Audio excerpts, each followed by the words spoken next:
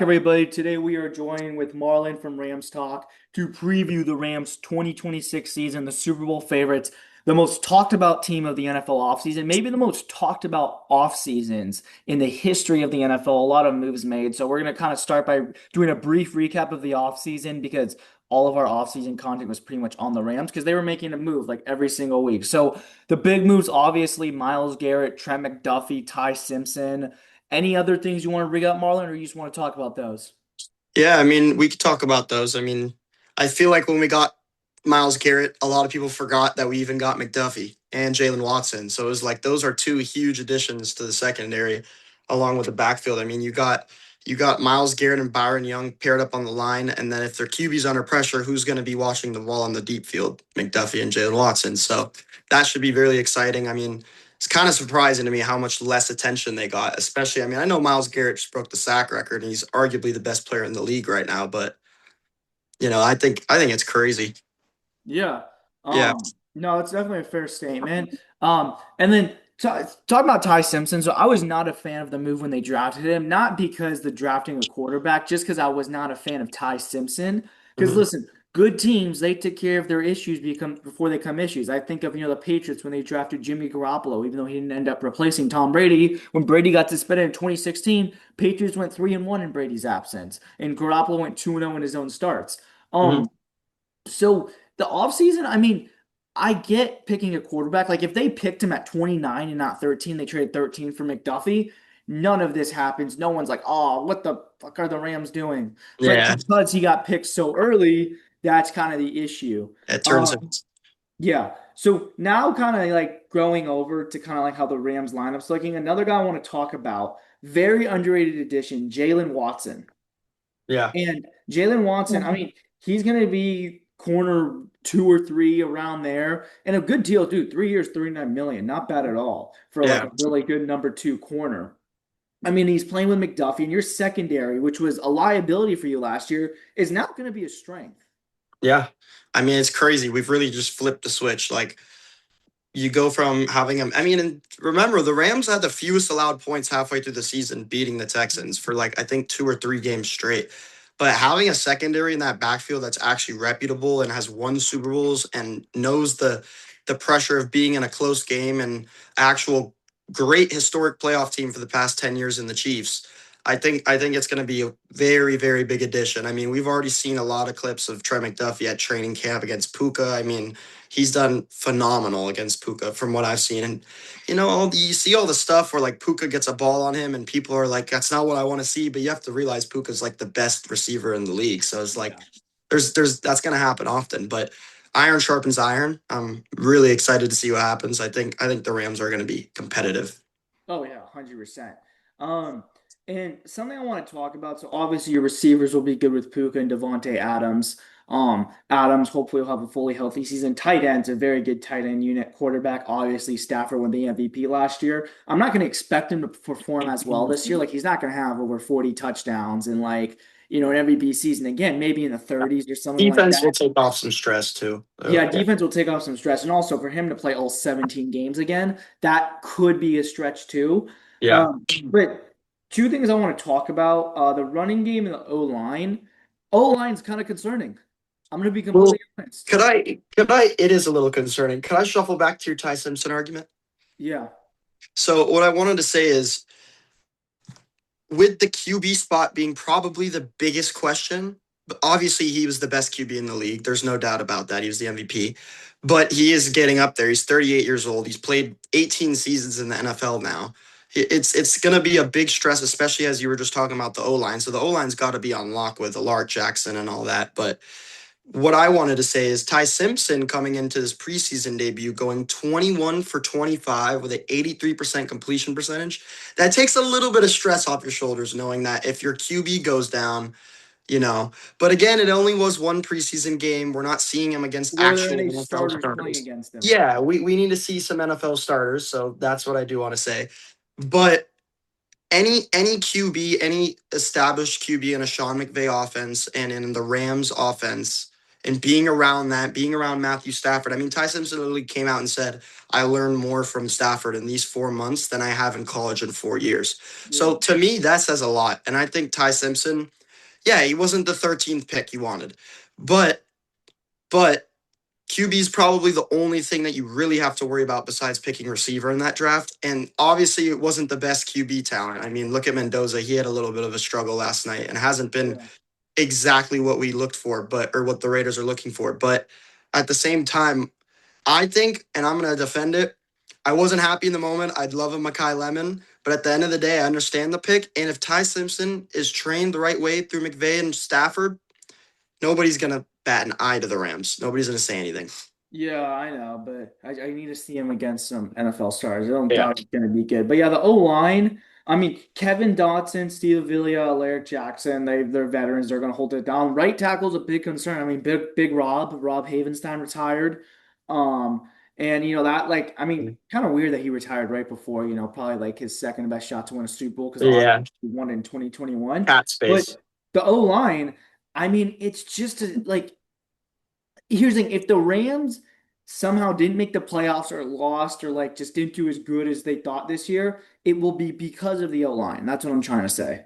Yeah, I got you. I mean, Warren McClendon stepped up for Rob in about almost 10 of those regular season games last year and did a phenomenal job. So I have no doubt that he could actually fill that role and do a great job. But the backup of the O line is a little bit hesitant for me. And with Alaric Jackson's domestic violence charge and all that, that could come into play, especially with him receiving a suspension. I mean, Puka could even receive a suspension Yeah. for that, the whole situation he was in. But all in all, with the O line, I mean, you'd have to have David Questenberry come back up, Alaric Jackson, and that's a little bit of a red flag for me as a Rams fan. I want my 38-year-old QB to be backed up. That's the one thing I don't want to worry about when it comes to the Rams team. Oh yeah, 100%. And so transitioning to the defense, there's not much to talk about because it's just going to be so good. Um, I mean, this linebacker core of Byron Young, Nate Landman, and Omar Speights. I mean, that's ridiculous. Yeah, shout out. Um, And then, yeah, no, shout out B Young, friend of the Rams talk. Yeah. But yeah, no, it's just like, I mean, it's just absurd. Like your defense is going to be so good, and also you get your defensive coordinator back as well. Mm-hmm. Like, you Omar get what? Speights. Yeah, you get Chris Shula back. Who I mean, he's going to get a job next year for sure. Yeah, Um, 100%. but no, I mean this defense is insane. And then we're going to transition to the schedule. So this schedule, I think you have some of the toughest first 5 games of the year. But your next, so I want to read your first 5 games. Niners in Australia, I've got it by Giants, heart. yeah, Yeah. Giants at Broncos on Sunday Night Football, at Eagles, Bills at home. Those first 5 games, if you guys go 2-3 in those first 5 games, are you mad or no? I think we gotta go 3-2 at least. Okay. I'll be mad if we Okay. go anything under 3-2. Yeah, because I'm looking at the thing, like the only like penciled in win I could maybe say is the Giants. Because like I'd probably say I think you guys beat the Eagles, so you guys play them well, and it's like finally your time to beat the Eagles. Yeah. Broncos, I'll say you win, and the Niners, I just think you split with the Niners like you do every year. And Really. Bills, I mean, I think you'll probably be 2-2 going into the Bills game, or you'll come out of the Bills game 3-2. But this is what I want to talk about. This next 6 game stretch for you guys. You guys need to go 5-1, and here's why. This 6 game stretch after the Bills, Cardinals, Raiders, Chargers, Commanders, Cardinals, Packers. 5-1 minimum, right? Mm-hmm. You got the Chiefs to follow it up. I'd probably Yeah. say, I'd probably say 5-1, but there's always a sneaky game. I mean, we lost to the Falcons. Nobody thought that was going to happen. I mean, Yeah. I could even see us having a good stretch in those first five and having a little bit of a slump in those next five. Like, even though the teams progressively are worse, but like, I don't know, man. I'd probably say 4 or 5 wins. Yeah, Because like that's here four. because yeah, because like here's like the problem. Like going into the Chiefs, you in that 11, like in the first 11 games, with how easy that 6 game stretch is, you have to be no worse than 7-4 or 8-3. Because here's why. Your last, I mean, you have a gauntlet for your last 6 games. Yeah, Chiefs, Niners, Cowboys, Seahawks, Bucks, Seahawks. Seahawks. Yeah. And you already know one of those Seahawks games is going to be a loss. One of those games will be a loss. I think that's very fair. You're going to split with them. Let's just assume you beat the Niners the first time. The Niners game, the second Niners game will be a loss. And between the Chiefs and the Cowboys and the Bucks, you'll lose one or two of those games, right? I got the Rams going 15-2. 15-2. Yeah, I got the Rams going 15-2, man. I got them losing to the Seahawks once and losing to the Cardinals. No, I'm just kidding. I got them losing probably to the Broncos or the Eagles is going to be the one loss for me, and then the Seahawks. But even then, I'm a Rams fan. I'm going to be biased. Like that's going to happen no matter what. But I think if everybody's healthy, which is the most like not niche thing to say, the Rams will go 15-2. 15-2 isn't even my best case scenario for them. What is it? 12, 13? I 13 would say wins? 13-4 is best case scenario. Yeah, Um, it's gonna be hard to win 15 games, but I think the Rams could do it. I think most likely win is 11. I think that's what you're looking at. Where would you say the Seahawks would place then? 10 or 11. Yeah, because our strength of schedule is technically harder because we play the Seahawks. So it's like, and they're the Yeah. Super Bowl champs. So I mean, yeah, I could see 12, but I mean, looking for at me, that my last, floor is 13 wins. yeah, that's not gonna like that's not a floor. Yeah, Um, it's got to be a floor. I mean, yeah, you got because my thing is like you're guaranteed loss to the Seahawks and Niners. That's already two games like you're gonna lose because you split with them every year. I I don't look at think this. I look at the last six games. You're going to lose to at least one of the Cowboys are going to be really good. The Chiefs are going to be pretty good. You're going to lose one of those. That's three losses. And then between the Broncos, Eagles, Bills, you're probably going to lose three. I mean, and even the Chargers too. Like we didn't even talk about the Chargers. Like they're in that 6 game stretch. So that's the one game you could lose in that 6 game stretch. But I mean, that's just 15-2. That's going to be tough. yeah, it's gonna be really tough. If there's one team who can do it, it is the Rams. Will Mahomes be healthy Yeah, by then by he the will. time, by the time we see him? Yeah. Yeah, I mean that changes things. Mahomes is one of the best QBs to ever do it, so that does change things for me. For me, the floor is 13. I got the Rams. I'm really high on them this year. You look at every game they played, especially the two against the Seahawks or the NFC Championship for anything.